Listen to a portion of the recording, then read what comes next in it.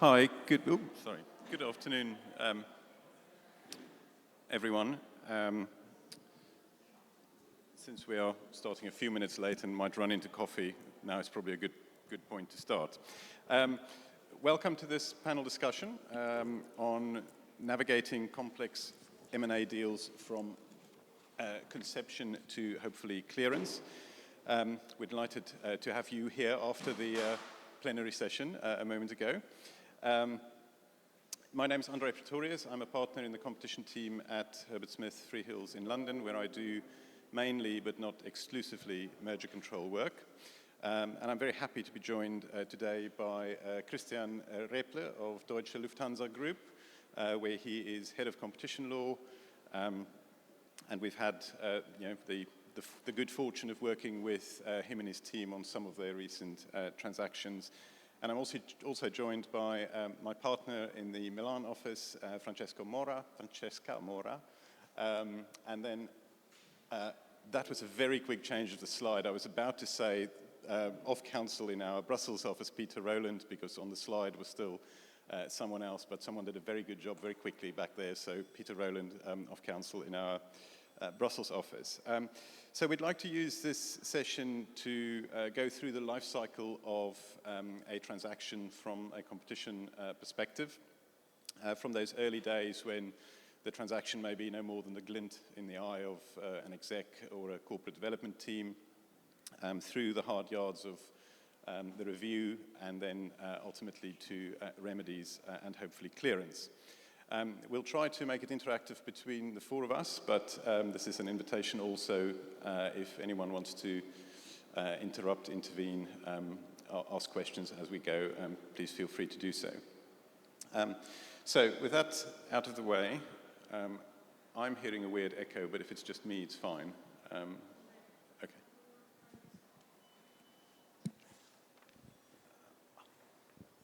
Thank you. Okay.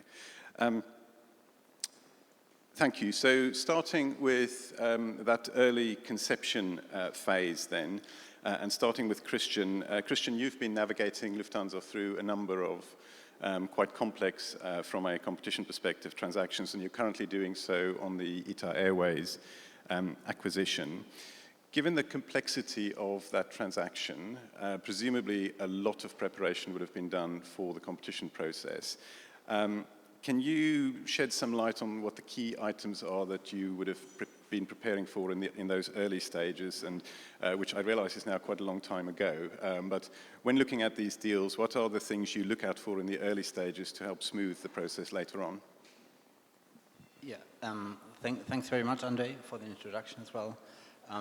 Yeah, indeed, the process for an M&A transaction like the one we had now with the ministry here over ITA Airways, or the previous transaction which were advised also by you and your colleagues, they start really early. Of course, for us as a competition law team, it's really important to work very closely with the M&A team and also the in-house strategy team, because this is where these projects are born. And for us to understand the rationale of the deal, the drivers also commercially for the company, it's very important to understand the market and of course then the dynamics of competition in the respective markets. So in the aviation industry or the adjacent industry, I think that's just as much as in other industries. It's really key that you also as in-house counsel understand the dynamics, the competition, and the drivers of that competition in order to be able to present a case to the authorities, which you eventually have in the end. So we are trying to be involved in these merger proceedings as early as possible. Also on the side of our M&A team, partly even sitting with them in the negotiations of the M&A deal, again to understand the factors and everything.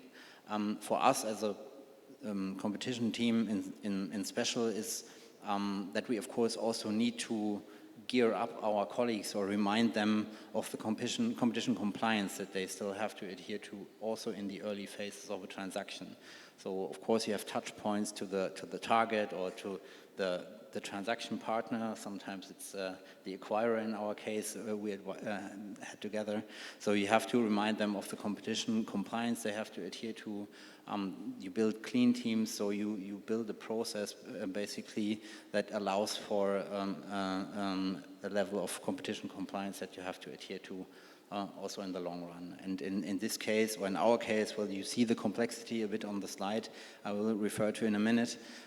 But in our case, it was also really important, and it gets more and more important to remind the colleagues of the challenges also to stay calm and stay clear in the internal communication of any wordings or messages that could be misinterpreted. Of course, everyone knows not to write things that could lead to a compliance investigation, but sometimes just words can be so inadvertent, they backfire 2 years after that moment when the competition authority does the document investigation. So things like that, these are the key things to kick off in the early process. And again, for us, it's really important always to be very close to the transaction team.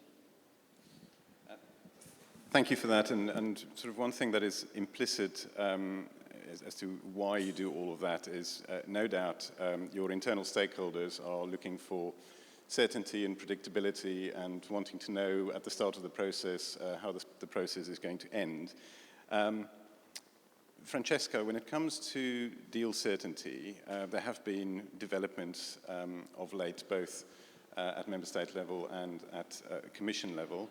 I guess I could ask you about deal certainty as the holy grail and ask you to talk about Illumina Grail, but perhaps that's too obvious. And I know there was a session on that already at this conference. But would you agree that that deal certainty in early stages is something that has become more complex in recent times? And how can one sort of plan for that and factor it into what you're doing? Yeah, absolutely. Absolutely, yes.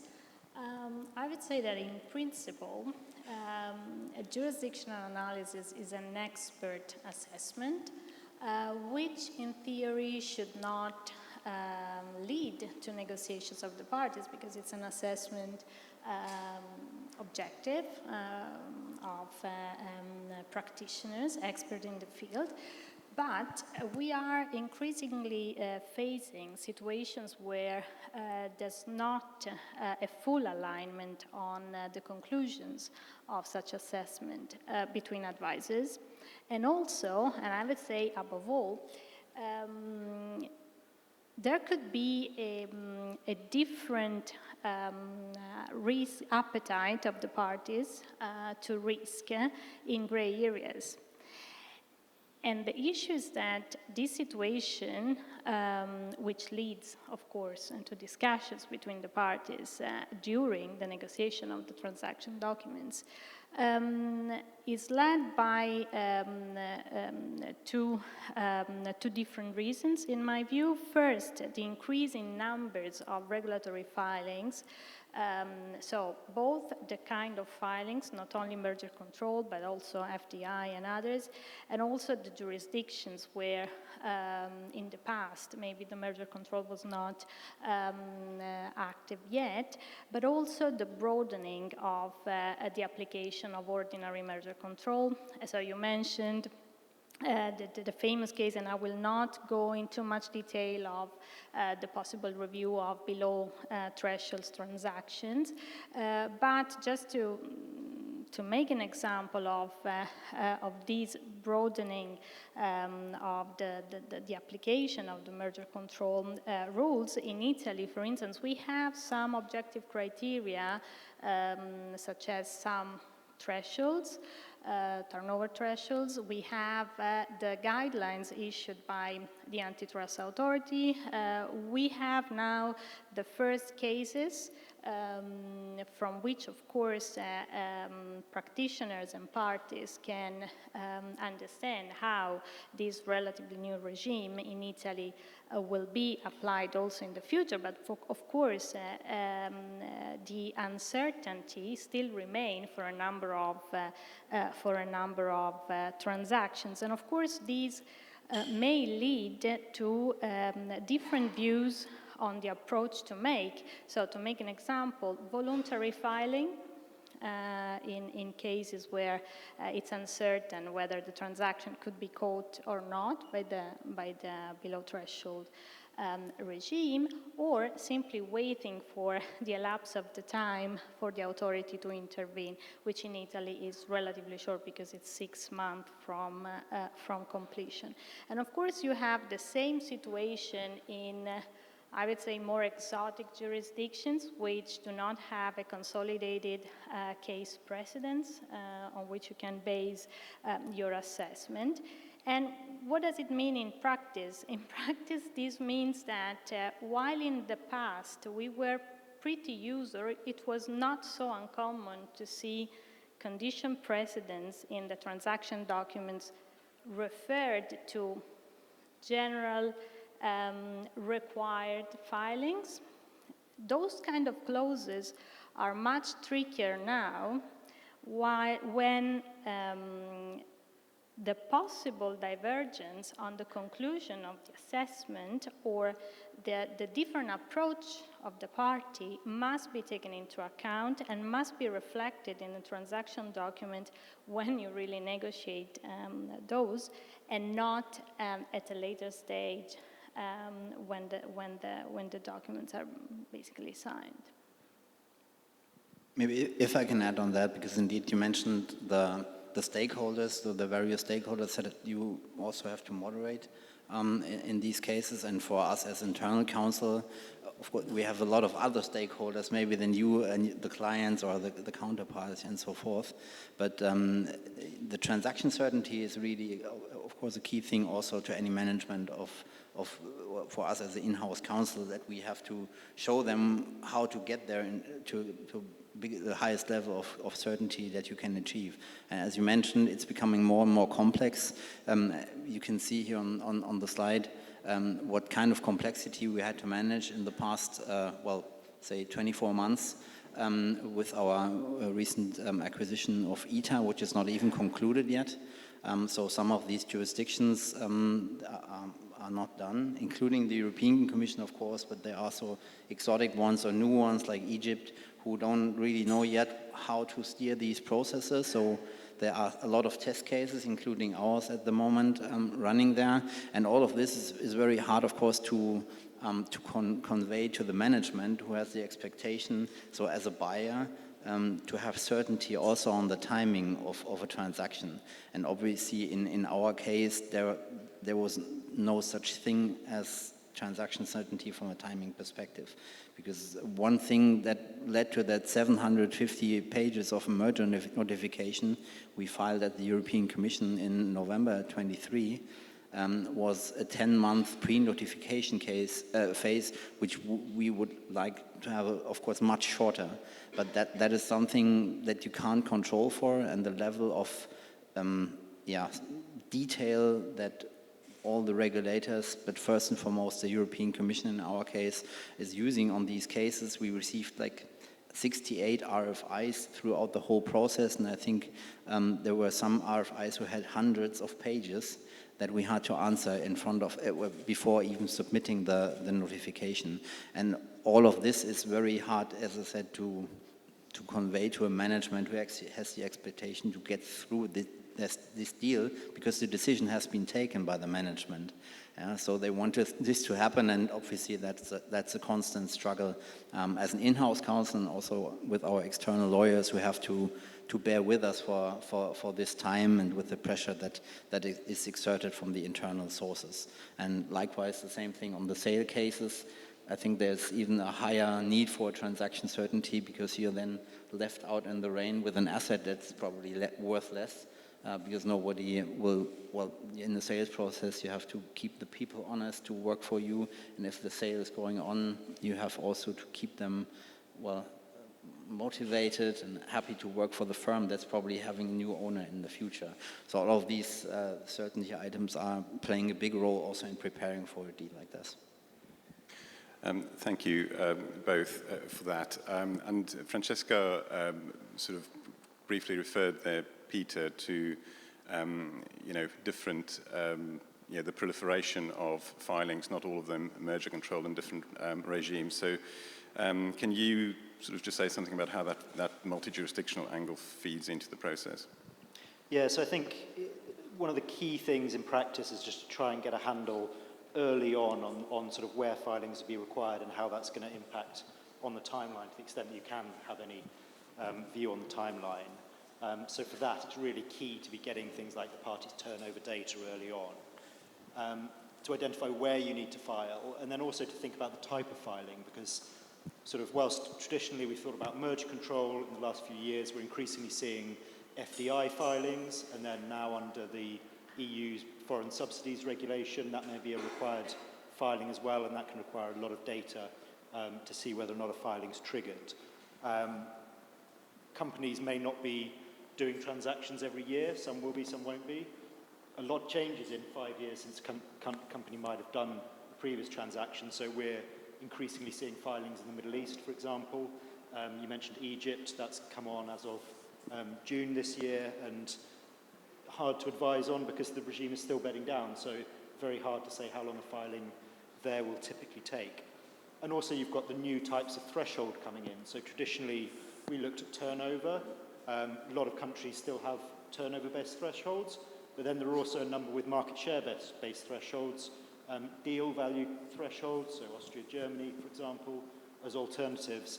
And now you've also increasingly got, to try and catch so-called killer acquisitions, the transaction size-based thresholds. So you need to be looking at a range of different data and taking that all into the mix.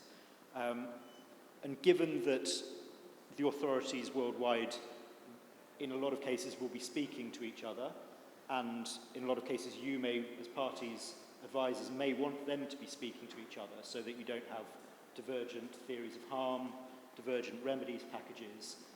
It's very important to try and get the strategy coordinated between the parties and advisors early on in the process. Thank you, Peter. And just from a UK perspective, we, of course, are not affected, at least insofar as UK merger control goes, by the Article 22 controversy. But the jurisdictional thresholds in the UK, I think, certainly contribute to some of this lack of predictability, because the CMA has very significant discretion, both in how they define material influence, so the test for control, and also the share of supply test, which of course is not a market share test. And there's a lot of discretion there for them, and they've certainly been increasingly imaginative and activist in using that discretion. And of course, from next year, they will have, the CMA will have its own killer acquisition threshold to work with as well. I want to move on to something now which straddles that early conception phase as well as the substantive phase of regulatory review, namely internal documents, the 460,000 plus documents I see referred to on the slide. It is the bane of any difficult merger review, isn't it? The debates about the meaning of what, out of the 460,000 documents, might ultimately be quite a small number of documents, and what they actually mean.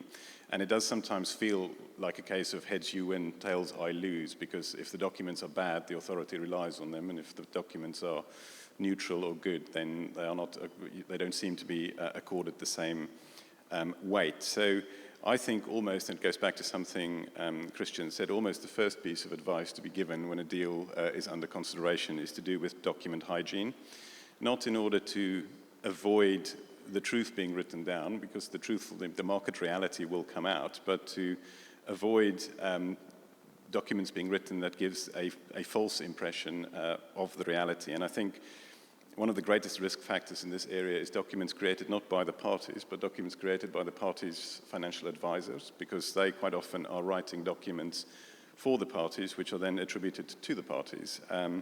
And they, of course, have a different mandate, and a bit of exaggeration and a bit of market puff is what they ought to be doing, and or what they feel they ought to be doing, and it's very unhelpful from a merger control perspective. So, just on that, Christian, you touched on it earlier, but how do you manage that internally? How do you avoid bad stuff being written? Of course, it can't be avoided, and that's the hard truth that you have to live with, and you have to just constantly extinguish fires, or that's the feeling at least, because if you undergo such an exercise like an internal document search, you will find all kinds of emails or documents that are inadvertent or unfortunate. I think the documents provided by external parties like financial advisors or strategic advisors, they speak a different language, and they, of course, that's their job. That's what they paid for, also to paint pictures, so to say. But I think at least the European Commission in our case, they were able to distinguish between external and internal sources. But of course, it's a very, very thin line between getting a document from McKinsey and the likes, and then pick up on it and say that's exactly what we are looking for. Let's kill our competitors or something evil like that.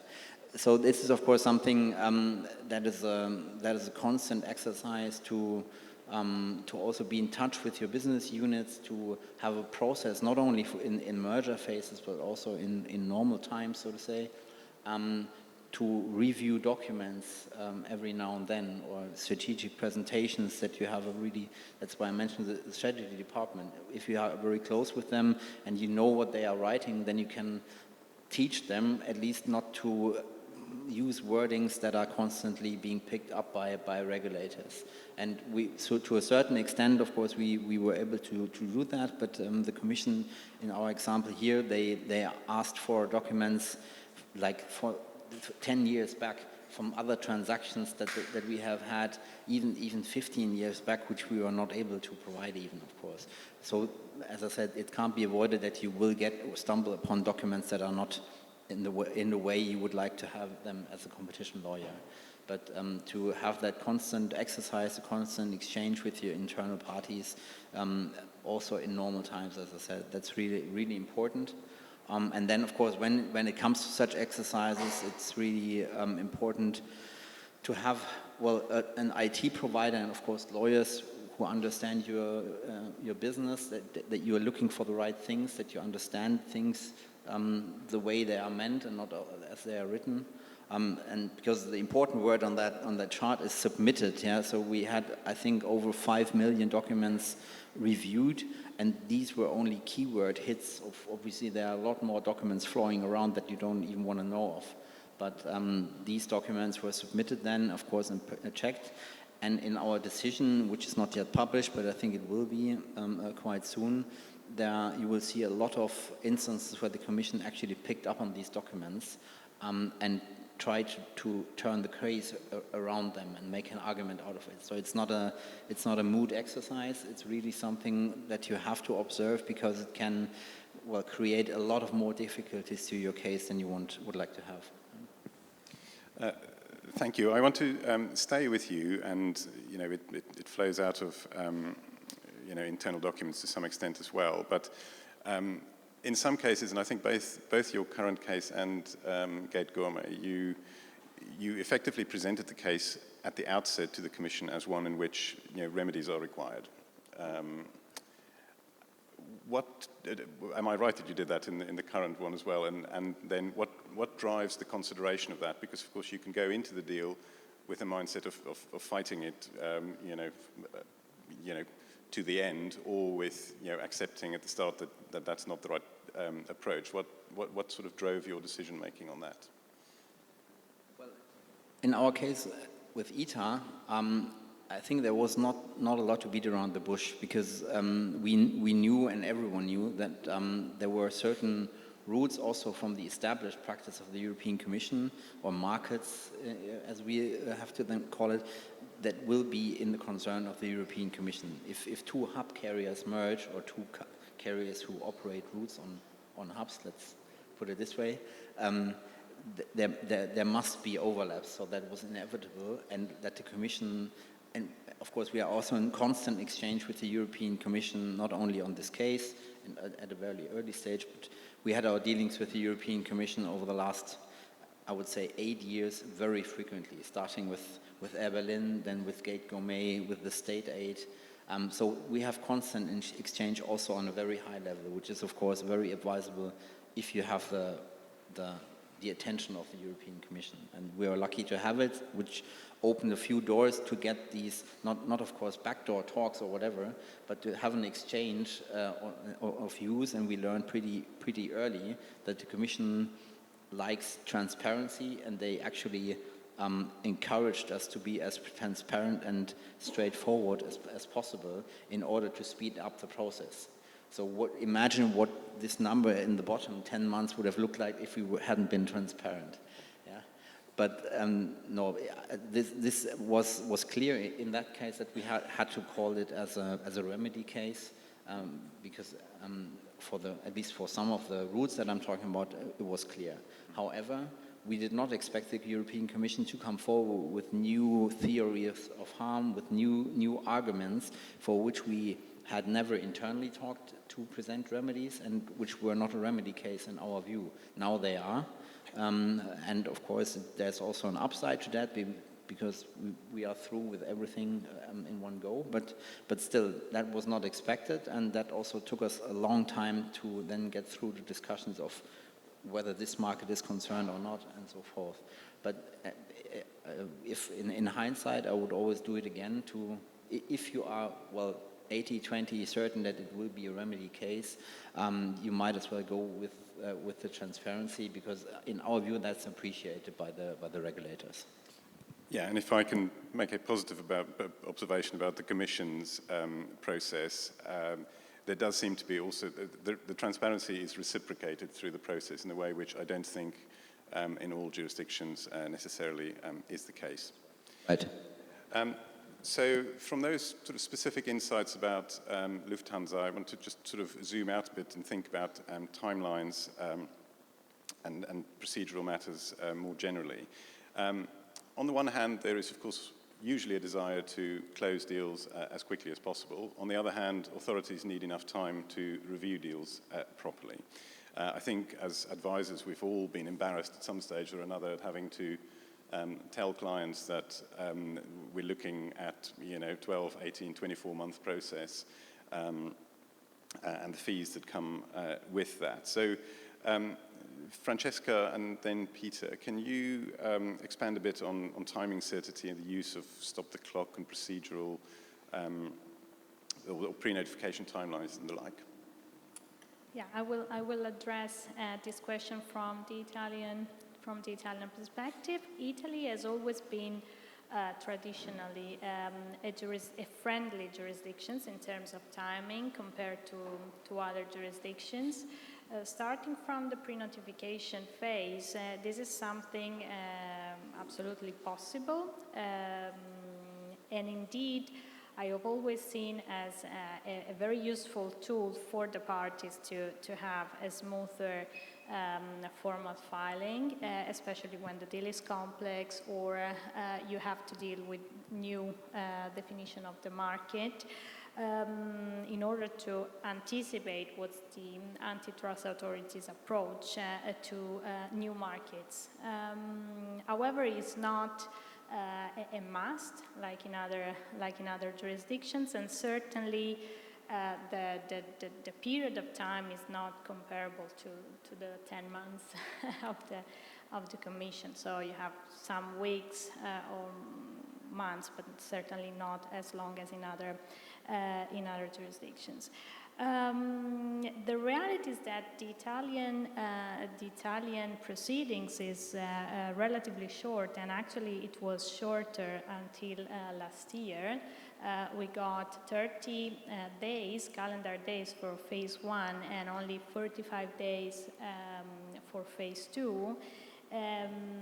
Which could be extended only for 30 days. Now, of course, it's well understandable that, especially in phase 1, there was a tendency of the Italian antitrust authority to use a provision of law requesting to integrate the filing and basically stop the clock. The 30 days starts again only after that the filing is considered complete. So the 30 days starts again. The provision of law refers to seriously incomplete filings, but of course that was the only way the authority has to have a more reasonable time to assess complex transaction. Because as I said, also in phase 2, the suspension of the time, the 45 days is only 30 days plus. So overall, the time was absolutely short. Now the 45 days has been doubled, so the term has been prolonged to 90 calendar days, but still compared to other jurisdictions or the Commission, the proceeding is relatively short. Yes, I think from a Brussels perspective, as we were hearing, the pre-notification can be a bit indeterminate, and the reason for that is that whilst the Commission has internal guidelines that it will respond to the parties within 5 working days, and generally it's very good at keeping to that, sometimes it might take the parties weeks to respond to a particular RFI, and then again, you don't know how many RFIs you're going to get from the Commission. I mean, in the Lufthansa case, you've got a large number, and that can naturally just take you, however quickly the parties move in terms of responding to it. The Commission then takes another 5 working days to get back, another RFI, so the process adds up and adds up. And a long pre-notification might be in the parties' interests as well, because once you get onto phase 1 and the clock starts, the Commission doesn't tend to use, very, very rarely uses stop the clock in phase 1. So you're really constrained by that 25 working day period or 35 days if you offer remedies. So it can be in the parties' interests to flush out and resolve issues in pre-notification, so that once you're then on the clock, the review will hopefully go quite smoothly. Thank you. I checked before this. The CMA's published statistics about how long pre-notification takes in the UK. Says over the last 3 years it's been 12 to 14 weeks, so 3-4 months. I just thought to myself when reading that you can hide an awful lot of mischief in an average, because certainly in my experience, that 3 months is just about the minimum if there's any credible theory of harm that you need to deal with.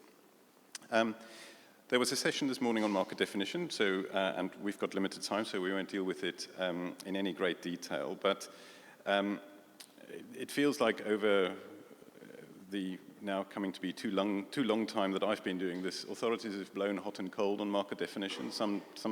There's phases when it is viewed as almost determinative, and then there are phases where it's the importance of it is downplayed. It's almost like an embarrassing uncle. Everyone's aware of it, but not entirely sure how to respond to it or deal with it. Staying with you, Peter, can you just say something about whether it's helpful or unhelpful to have precedent market definition decisions or pre-existing market definition decisions, and whether authorities are prepared to depart from those where they exist?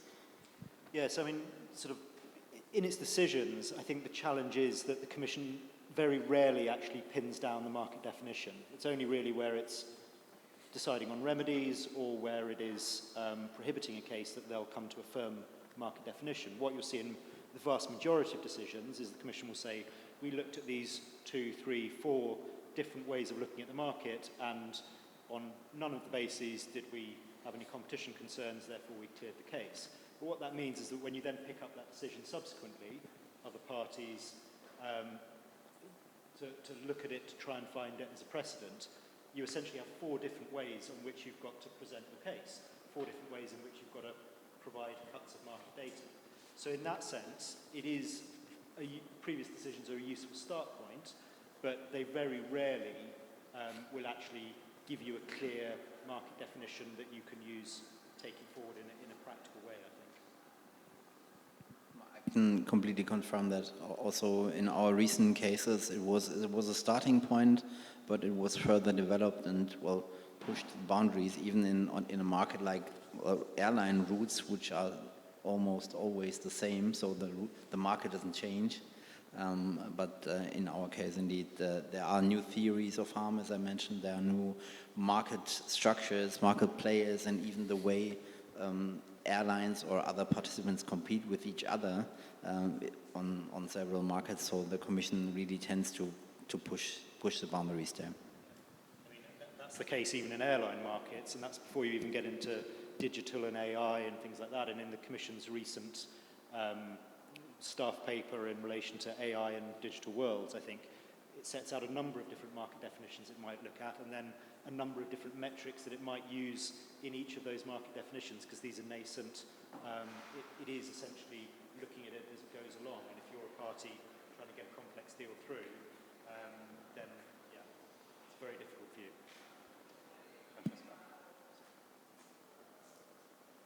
I was mentioning before, while we were speaking about pre-notification, that it's really a useful tool when it comes to new market, undefined market, because you can anticipate the approach of the authority. But also, I would say, when you have evolutions of a market, justifying the abandonment of a previous market definition, because this is really the case where you need to explain and discuss in detail with the authority without the really tight time pressure that the Italian Antitrust Authority has in phase 1 and phase 2. Thank you. And then in the UK, there is, of course, the dynamic arising from the voluntary nature of the regime, that because deals are not mandatorily notifiable, it seems to me that if you put in a briefing paper to get confirmation it doesn't need to be notified, if you're doing that in relation to a market which has not been looked at by the authority before, then that increases the likelihood of them conducting a phase 1 investigation. So even as to whether you get an investigation, there is a relevance. I do have my eye on my watch down there, so we just want to touch briefly on remedies. And a sort of quite narrow question, Christian, for you on how do you avoid, in circumstances where you have a remedy, and you knew always you were going to have a remedy, how do you avoid a fire sale and a divestment buyer having too much leverage over you and your company not realizing value? Well, start with not buying an Italian airline, I would say. But we try to start with really contacting every interested party that could be, so to have a buyer spectrum that is as broad as possible, which might be easy in some industries. In ours, it's even a bit difficult because of, well, air traffic regulations to start with, and of course then also buyer groups or different kinds of airlines in our case that are just not into the business that we or the Commission was looking for. But well, the part of the peculiarity of the Italian market is surely that you could read things in the press very early and very quickly after they have been discussed at some level. So that was only partly a joke, unfortunately. Of course, confidentiality on these things is really the key, because if certain factors, routes, players, and so forth are becoming public, then you lose your leverage just in terms of that one competitor or one participant in your process, in your tender, knows who the others are, and so forth. So this confidentiality is really key, and there might be even different interests also from the seller or from the buyers and so forth. So it's not avoidable, I think, at all. But you can try to steer it with keeping things as confidential as they come, and also again managing your stakeholders internally. Also again your management, your network people in our case, or the strategy people, not to go outside in conferences like that, for example, to speak too freely about that. That is one thing, and as I said, the other is but quite obvious to have a buyer spectrum that is as large as possible. Well, I could ask you about the role of monitoring trustees, but as I know your monitoring trustee might be here, I won't do that and just make the observation that I think whenever you are dealing with a monitoring trustee, the choice of that trustee is, I think, very, very important to the whole remedies process. They need to understand what it is that's being done in this case. So if it's a straightforward M&A process, it needs to be someone who understands such processes and can therefore carry out their mandate without getting in the way of the process. And if it is a market with particularities, then ideally they would understand those particularities, because I think the worst challenge you can have is to have to, in parallel to trying to do that process, still be educating a monitoring trustee. So I think that's a very important feature by the time you get to remedies. Peter, do you want to add anything just on monitoring trustees and remedies? Yeah, I think on monitoring trustees, I think it's just key to remember that they're essentially the eyes and ears of the Commission when it actually comes to implementation of the remedies. So it is important for the parties to sort of stay close and build a good working relationship with them. That's particularly the case, I think, if small changes are needed around the edge of the remedy, because we often find that the Commission can be very pragmatic with such changes as long as it doesn't undermine the remedy, and it may not need to be a sort of formalised change that would require a decision or something, but something that you thought was going to be one way when you're proposing the remedies and it turns out to be another way.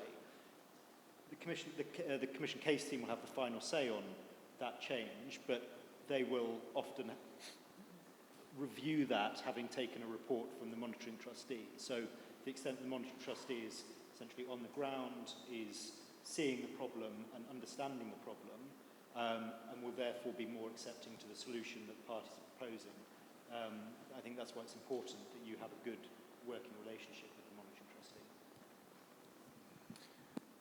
Thank you for that. And I think on that we probably have time for a question or two if there is